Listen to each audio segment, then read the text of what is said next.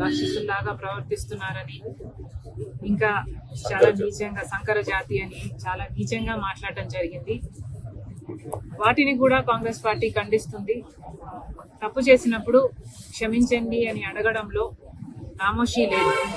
అలా కాకుండా మూర్ఖుల్లాగా చేసిన తప్పే మళ్ళీ మళ్ళీ చేస్తున్నారు. ఇది వైసీపీకి కొత్తేమీ కాదు.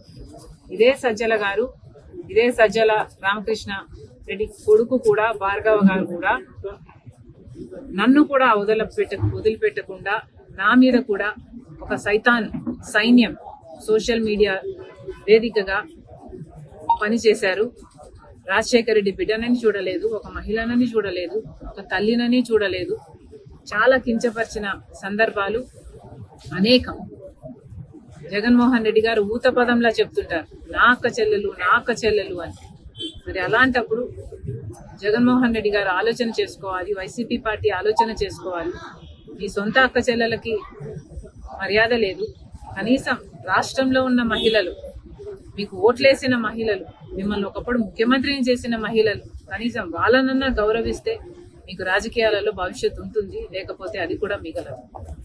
Thank you.